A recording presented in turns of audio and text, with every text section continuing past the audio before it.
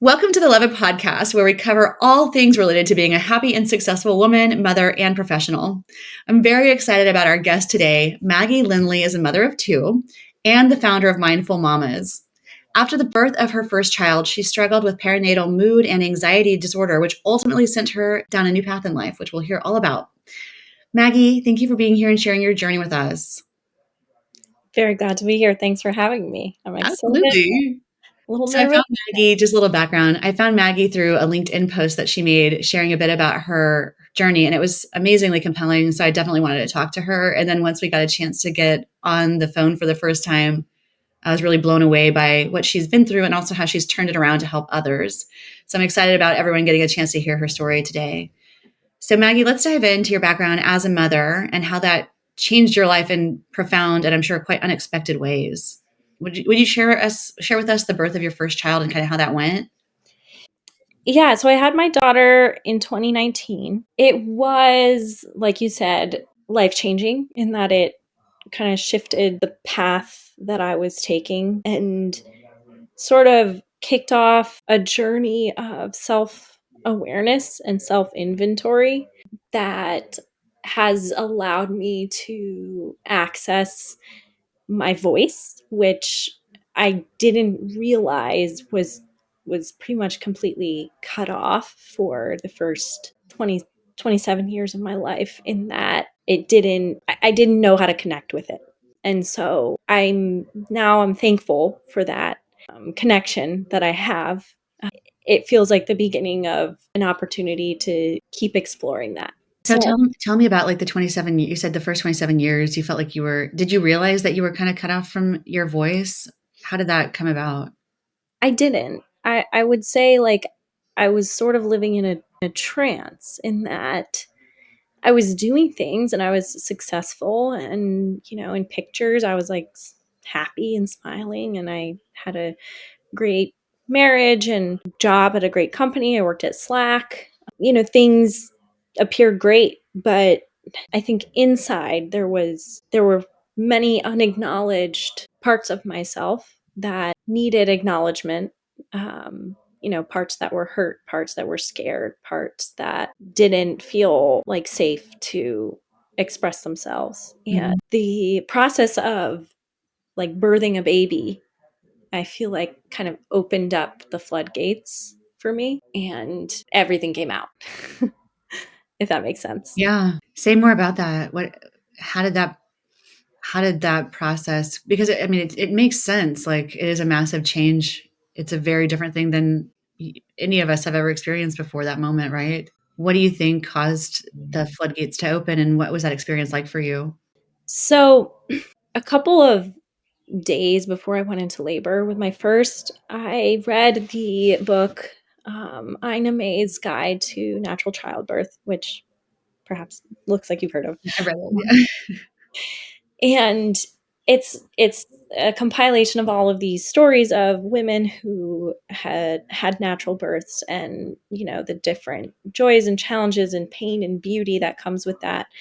And I think without having read those stories, I wouldn't have had the tools to have a natural birth, because I didn't really set myself up with the support I needed for that.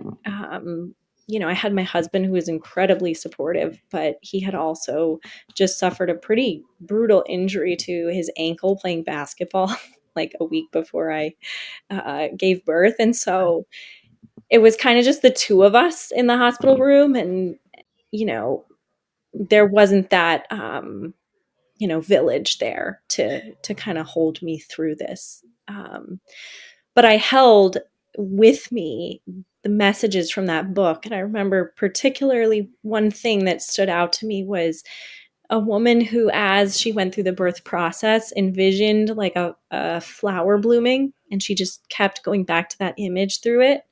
And that's what I did. I played like nature sounds in my headphones, and I just envisioned the flower. And I think for the first time, I sort of like allowed whatever this force is that is within all of us to just take hold, and like the birth just like happened to my body, versus like I didn't feel like I was doing anything. I felt like I was surrendering to what was Wow. happening.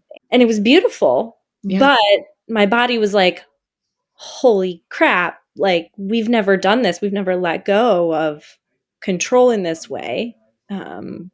Control is what has kept us safe, and letting go, it was just everything. And I didn't realize until I got home that I was not okay.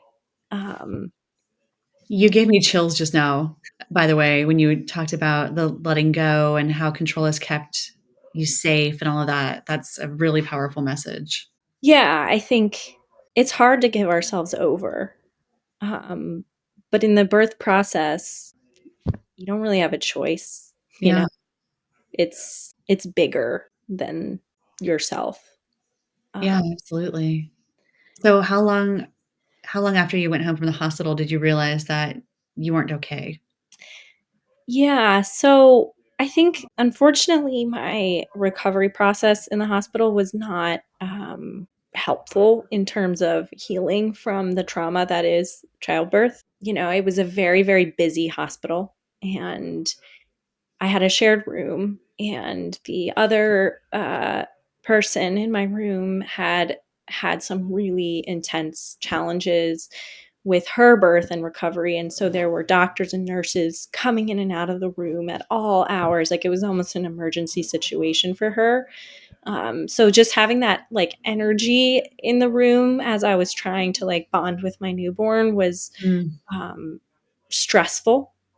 Yeah. Um, and we had the side of the room that like was closest to the door, and there was a curtain, and it just kept felt like it just kept kind of getting smaller and kind of like closing in on us. And there was no like food available. Like my husband had to go out to get food, and like I said, he had an injury, so that was challenging.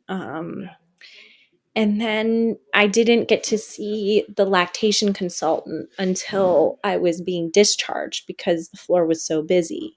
And I didn't do a lot of preparation in terms of educating myself about breastfeeding, because I thought that it would just come really naturally, you know, the way I had seen it with my sisters and their kids, and just general cultural expectations. Like in my mind, it was going to be like, oh, I'll just do this, no problem. Mhm. But in like the 2 or 3 days that I was in the hospital recovering, I wasn't really able to get the baby to latch. I think looking back, she probably had like a tongue or a lip tie, because I found that later with my son. But nobody was really able to like give me that information. And so when I was leaving the hospital, suddenly everyone was very concerned about the baby, because they realized that she hadn't latched in the time that I was there. And so there was sort of a panic, and they put me on a triple feed plan, which is where you pump on one breast for 30 minutes and then the other breast for 30 minutes. And then no, first you try to feed for 30 minutes on each, and then you pump, and then you feed the baby to try to get your milk supply up. Yeah. But what ends up happening is you are up for like an hour or more for each feeding. Yeah. And you're supposed to I was told to set an alarm for every 2 to 3 hours. And so I would just be trying to get back to sleep, and then the alarm would go off. And that kind of kicked off a cycle of not sleeping like at all. Wow. Yeah. And then the harder I tried to sleep, like I couldn't. And so that's when things really started to not be okay, because, you know, I think a lot of times if you're exhausted between feedings, you just lay down and you sleep. But I couldn't, because like the hormonal shift that happens after giving birth, as well as the anxiety around feeding that I was experiencing. And then, you know, ultimately I started having intrusive thoughts. First of just like harm coming to the baby, and then eventually the thoughts were of me harming the baby. And I didn't know what it was. I didn't know. I was terrified I was going to do something to hurt my baby. And I was very afraid to say anything about it because I was very afraid of them taking my baby. But ultimately, I did tell my husband that this is what was happening. Like a combination of the sleep deprivation, the intrusive thoughts. I started like having kind of like auditory hallucinations and just general distress at not being able to get that sleep that I needed so badly. Yeah. Lack of sleep is a real massive challenge, and I don't think it's appreciated enough how bad that can be for a person. I mean, I guess the military knows since we use it to, torture people, but but it happens to new parents and new moms all the time. If you don't mind, I'd love to understand more about like what was that experience like for you, like the fear, the anxiety that you had, then the hallucinations. Like what was that like? Did it feel real, or did you know it wasn't? Like how did that? Yeah, like I think I could grasp that there was something happening to me that wasn't okay. But I was just so overwhelmed that Yeah. I wasn't able to like bring in any sort of like wise self that can see like, oh, this is a mental health crisis. Like it just felt like the world was ending and I didn't know how to proceed, you know? And I didn't like we were just terrified. And I think that's when I think about that, it's when I get frustrated because I feel like there were so many opportunities along the way to learn about the potential mental health symptoms that can come up postpartum uh, Yeah. that are quite common. So that when they did come up, I would at least recognize that this is a symptom. There is support for this, and here are the places you can go. But I didn't have that. You know, even in the birth classes I took and meeting with different lactation consultants, like I was clearly in a state of crisis, and their focus was really on just trying to up my milk supply and get the baby to latch. And none of them noticed that like I was not okay. What would sorry, let me think about how I want to say this. Maybe I'll just ask the question and then we can kind of like massage it because I'm curious to know what are your thoughts like as far as how how could they have helped or what could they have been paying attention to and what should they have done? I think I think upon leaving the hospital, I needed someone to tell me that yes, the baby hasn't latched and that's a problem, but you're going to be okay. The Yeah. baby is going to be okay. It is okay to supplement with formula. You know, for some people maybe that's like obvious, but for me, I had somehow internalized this belief that breastfeeding was the only way, and anything that wasn't breastfeeding was a failure.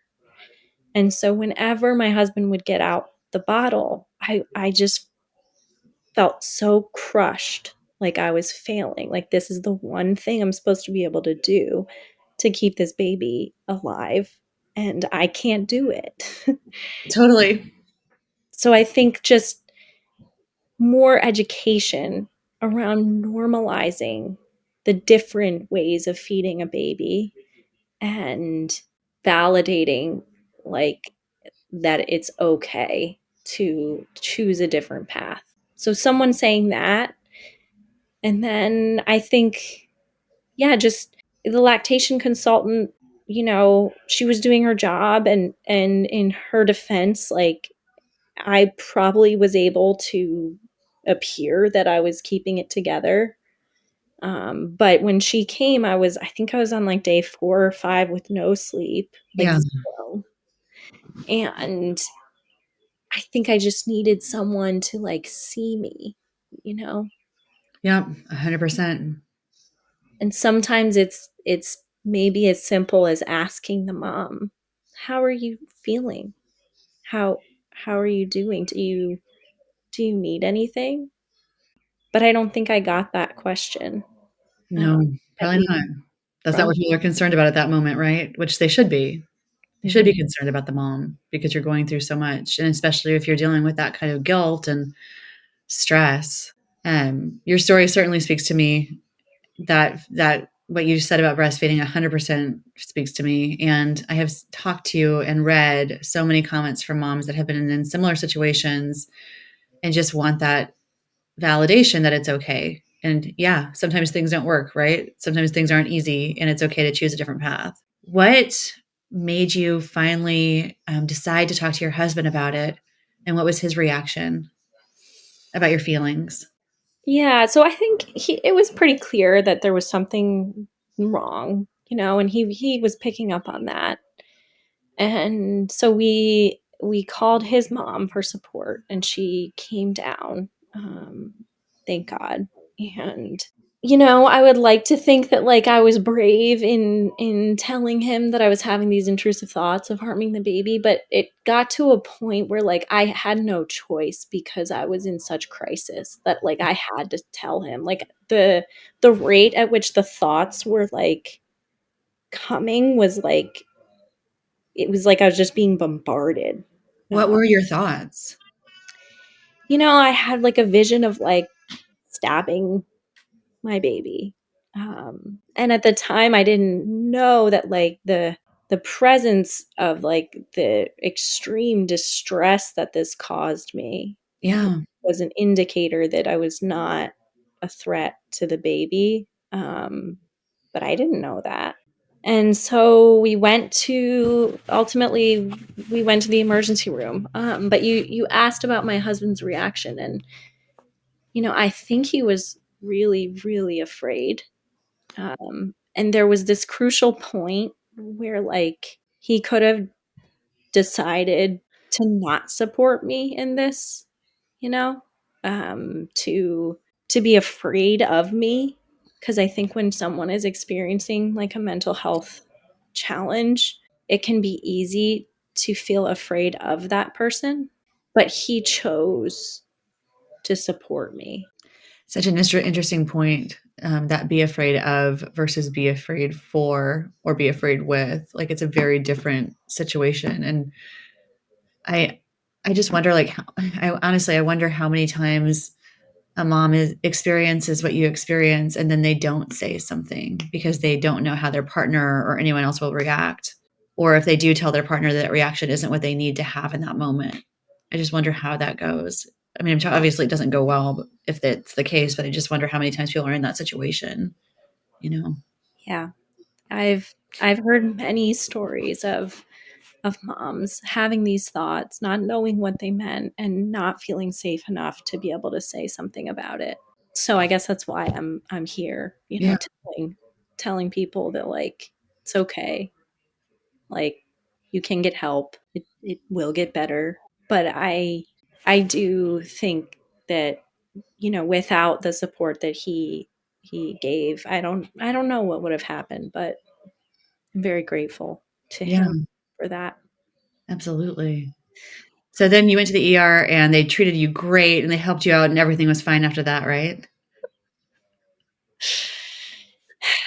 So, yes, we went to Brooklyn Hospital, to the emergency room, and I told my story when I arrived. And I was put in like a big room with many people who were struggling with various things, and then I was forgotten. I didn't get to interact with a mental health professional probably for 48 hours at least. I was treated for preeclampsia because I had high blood pressure because I was in such crisis. I didn't have preeclampsia, but you know, um, the hospital was not equipped to deal with a mental health crisis. Perhaps I went to the wrong place, but you'd think there would be at least one mental health professional available to, is this medical or does this person need mental health?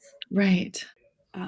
But I was just laying there and I was still not sleeping. I was hallucinating. I was screaming. My husband was begging people to come help me. And it just, there was a mismatch in my experience and the system that was that hospital. I remember at one point I was laying there and a tour of like students came by. Oh my gosh. Are you serious?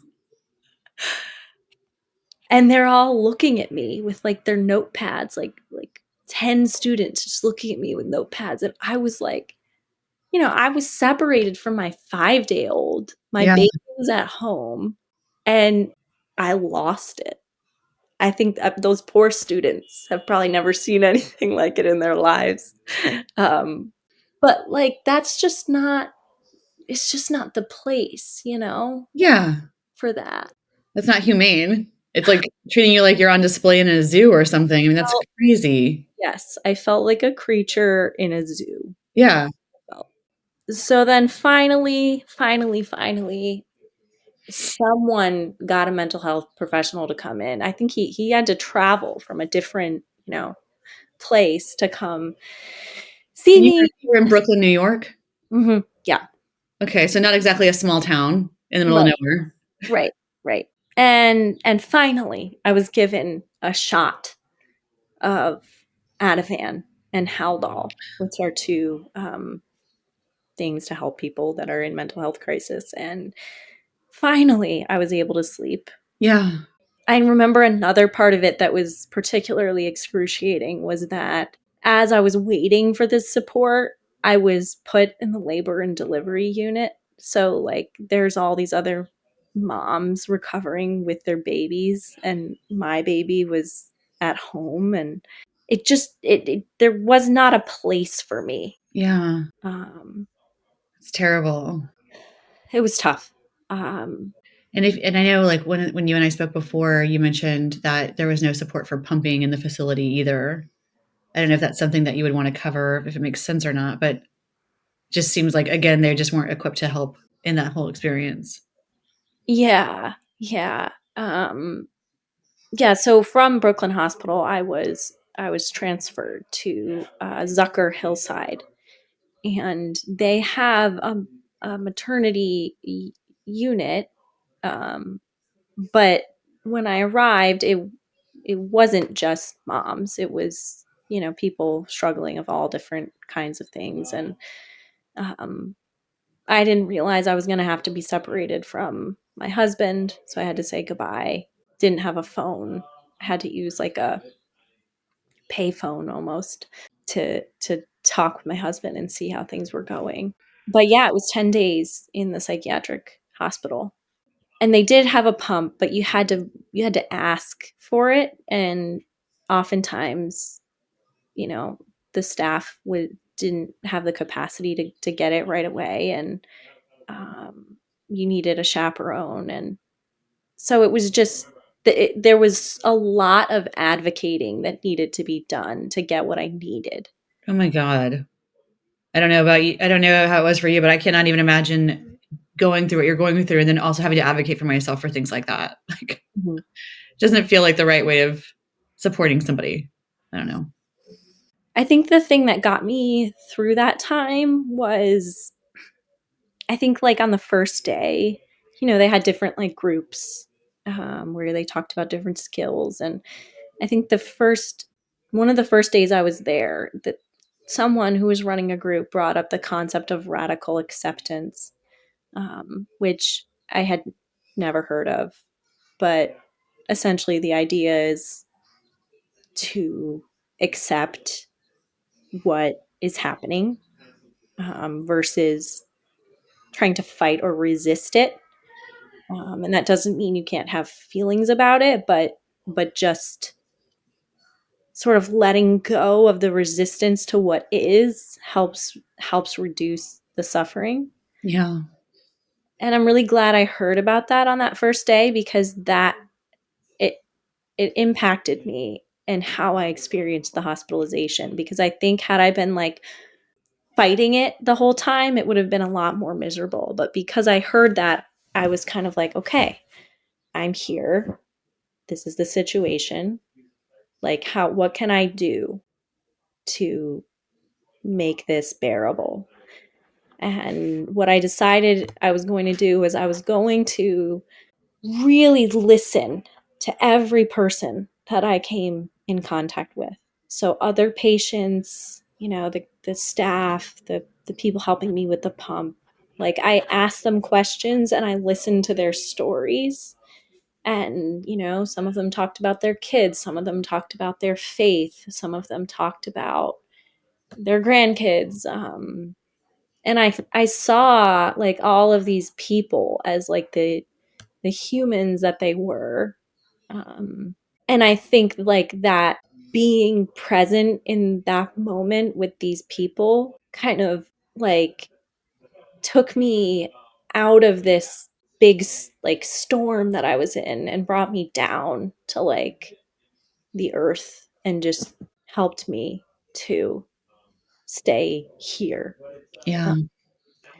And I think it's cool to think about that because like mindfulness and being present are things that I would later learn, in my recovery. But I almost had this natural instinct that like this is what I needed. And it's amazing how like the body and the mind will give you what you need to survive in your circumstance.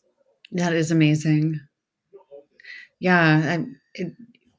You're making me think about like a very old memory, 20 years ago or so when I was first dating the man that's now my husband. I would always make myself super anxious, like thinking about what if, and what's next, and how do I like, oh my gosh, it's like we'd be walking, taking a long walk at night, and I'd be like, okay, so tomorrow I've got to do this, and how do we get to this goal? He's like, Vanessa, she's like, you don't have to do that every single day, every single minute of every day.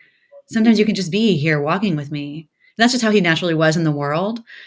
And I was like, oh, okay. And it took me a very long time to be okay with that. And sometimes I'm still not okay with that. But just like having that balance to your point, and for me, it was him that helped me see that the world can be different and life can be different. And it's okay to just exist. It's such a remarkable experience that just didn't come naturally. Yes, I can deeply relate to that. Thank you for sharing that because I also have had times in my life where like if I'm not working towards something, if I'm not being productive in a moment, Yeah.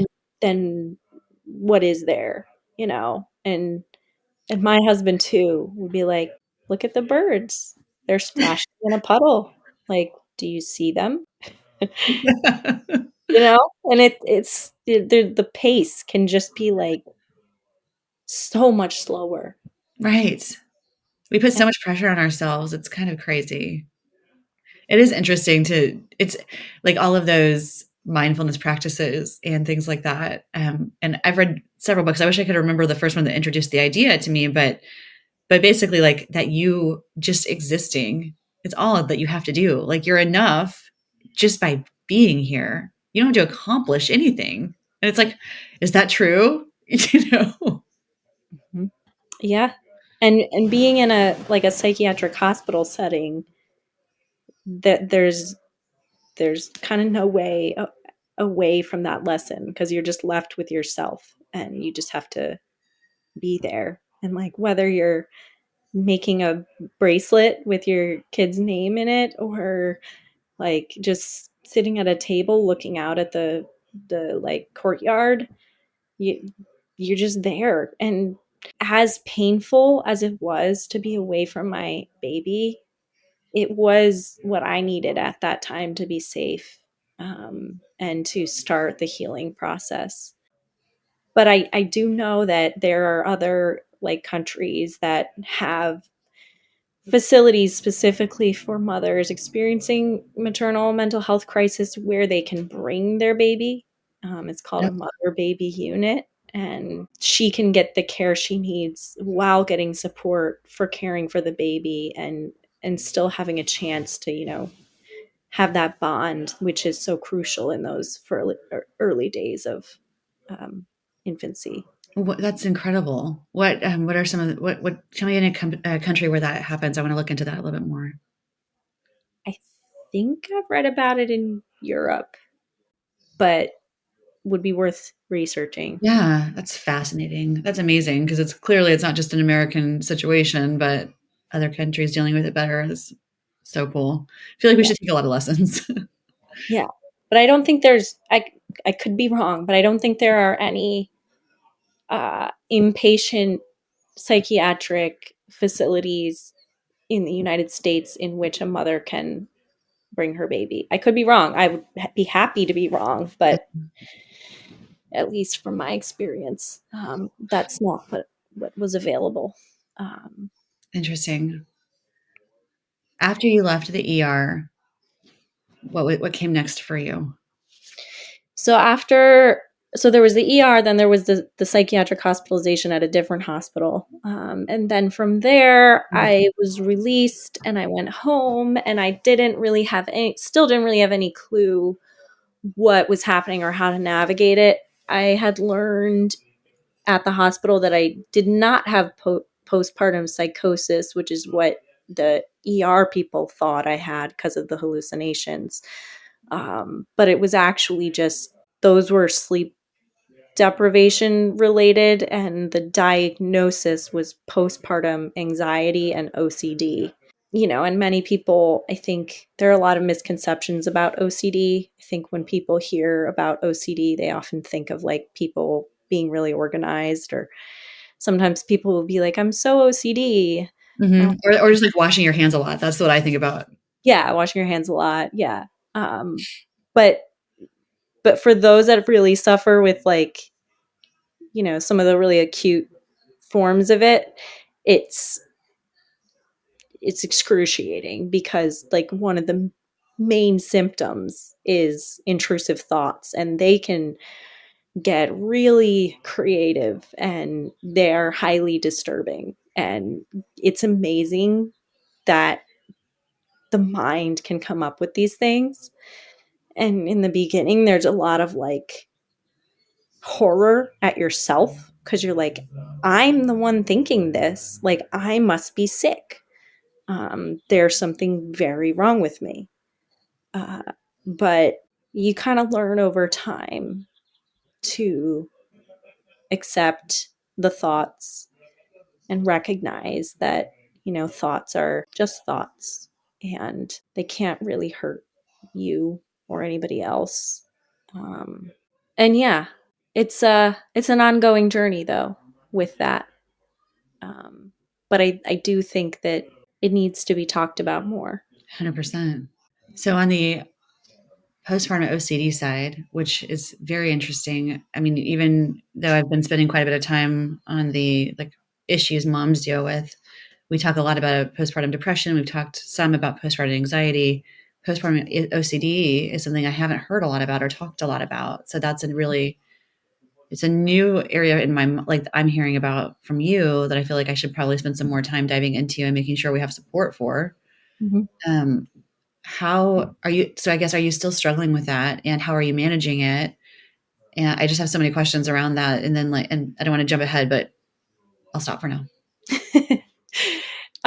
Well, I think like new motherhood presents a lot of opportunities for OCD type behavior to develop. Um, a lot about OCD is giving yourself the illusion of control, like you don't feel safe, and so you engage in a compulsion to neutralize that feeling, and that gives you a feeling of safety. And so when it comes to breastfeeding or sleep or tracking diapers, you know, if you're not in the right mindset, it can become obsessive. And for me personally, it's been about letting go of the need to quantify everything and to just kind of go back to my instincts and look at the baby and say, does he look happy? Okay. Yeah, I think he's okay. Um, and then in terms of like the intrusive thoughts and those symptoms, with lots of therapy, has become clear that they are related to dissociative symptoms from trauma. And so there's been a lot of work around, accepting the dissociated parts of myself that are having these thoughts and feelings, and giving them space to feel what they need to feel and say what they need to say, and accept myself as a whole person, um, despite having internally turned against myself in the past. Yeah. I don't know if any of that makes sense. I'm still wrapping my brain around it, so I know it's probably a lot to take in. But On the just one more clarifying question based on what you just said, like the turning against yourself, is that something that you felt like you were doing subconsciously and are now working through? Am I understanding that right?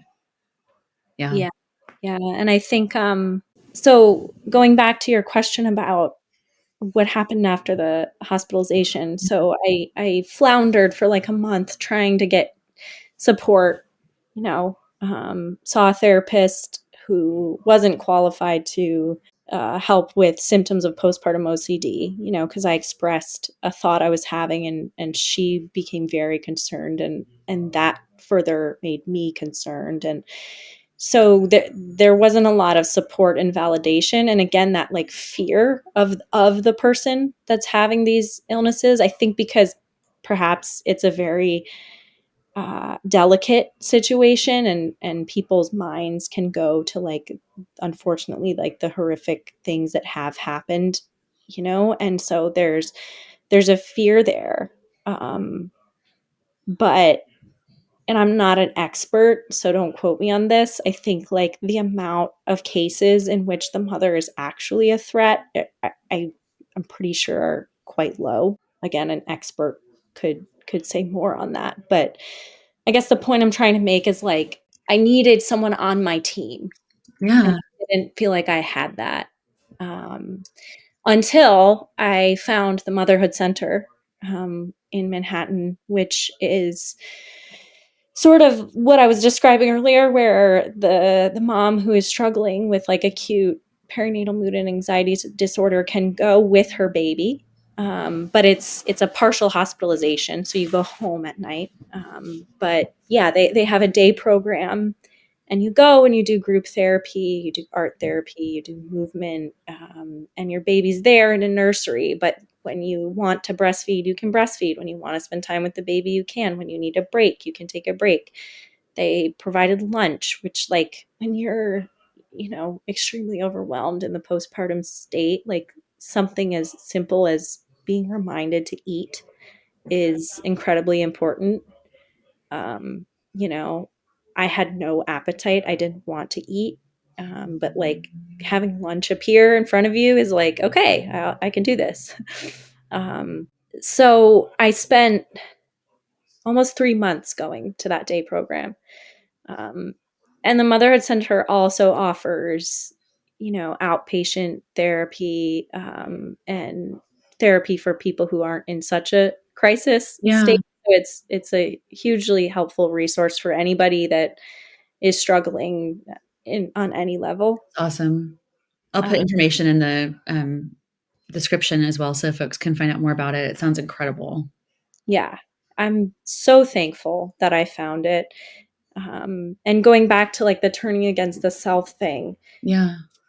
one of the sessions was one of the group sessions was about self-compassion.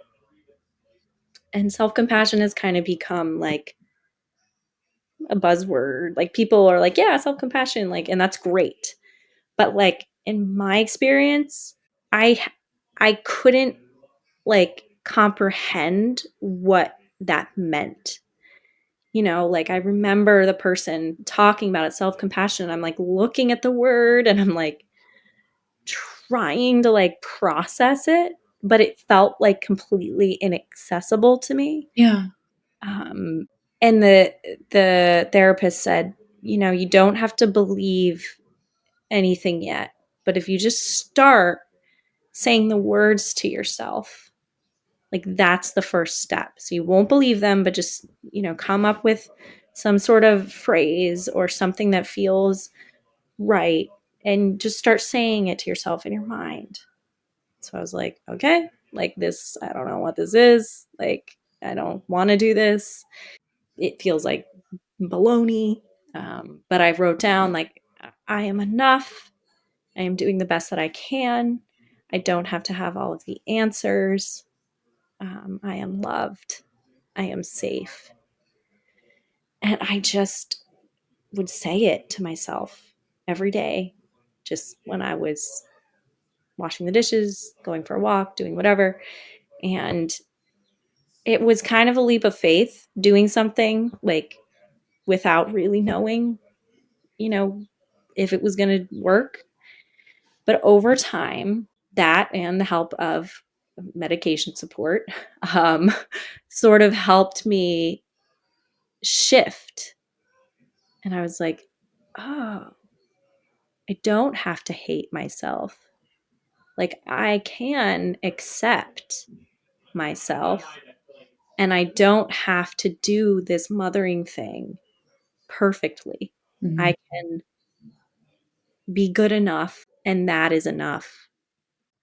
And I truly think it, like, made a new pathway in my brain that, like, wasn't Yeah, there. that's incredible. So, Maggie, you are a mother of 2. So you went through this intense experience. Um, what made you decide to have a second child?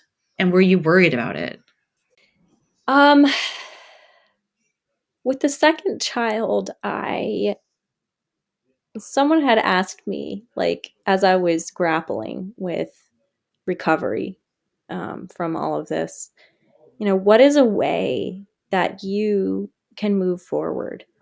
And I don't think she knew I was gonna, like, jump out of that therapy session and go get pregnant, but something in the way that question was phrased kinda gave me permission that I was afraid to give myself, that, like, I could continue, I could thrive, I could move forward, and I didn't have to stay stuck in this. Um, and so, yeah, it didn't take long. Was that And the solution that you came to in that session? I didn't, like, say it, but in my mind, it was like, because I had been, we had been thinking about it, but it was those words that really allowed me to say, yes, let's do this. Um, I'm also the kind of person who gets an idea, doesn't always think about all of the potential outcomes, and just barrels forward. Uh, that's like a part of me. Like, I always like to talk about this time when my husband and I, before we had kids, were like camping in the backwoods of Idaho. We used to be like adventurers. And there was this trail, and it was like prime mosquito season. And we're out there in the middle of nowhere, Idaho, and we come across this swamp, and we have two choices. We can either, like, continue, or we can turn back. And in that moment, I just charged through the swamp. Like, I just waist deep in the swamp. Here we go. And I think that part of me is very active in my life, to a fault sometimes, but it does allow me to get things done.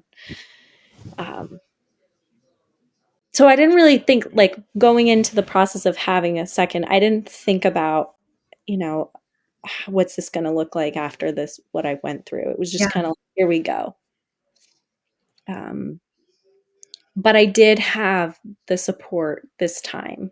I had a great therapist who has been, just like, when I talk about that validation, that, like, giving someone space to truly explore, like, who they are without any judgment, is really so powerful, and it really provides someone, like, the space to just accept themselves. Yeah. Um, And so I had that going in, and I had a doula, and I had this extremely detailed birth plan that really focused on me versus like necessarily the needs of the baby, which are important, but it was like, this is my medication dose. I want to prioritize sleep over breastfeeding. I need Mm. 5-hour chunks of sleep uninterrupted. If that means giving the baby a bottle, give the baby a bottle. Please remind me to eat. Please remind me to drink water. If I'm feeling overwhelmed, here are like 5 steps you can take. Like, this is where the OCD comes in, and it's like, great. Uh, because it was like I was taking care of my future self because I knew what she needed, Yeah. and I communicated that to those in my life who are there to support me, and it was a beautiful experience. Oh, wonderful. Amazing. Very different experience with the second baby, it sounds like. Yeah, and it was a different hospital, and, like, they had a birthing tub, and it almost felt like a retreat, like, so it just goes to show that, like, first of all, if you've had a really hard experience, it can be totally different the second time, and there's a lack of consistency in this world, Yeah, birth and postpartum, that can really have an effect on how women experience, their postpartum journey. absolutely. All right, before we run out of time, I would love for you to share with us what you're doing with Mindful Mamas. I know you mentioned having worked at Slack previously. You went through this experience. You started Mindful Mamas. Can you tell us about what you're doing there and just more about your personal journey and how folks can connect with you to learn more? Yes. So I was working in recruiting at Slack, and then I went out and had my baby, and I had the crisis. And then I learned all of these amazing things of how to cope at the Motherhood Center. And then I went back to work, and I was doing the recruiting stuff, and I was like, I just had this pull of like, other people need to know these things. They need to understand these concepts.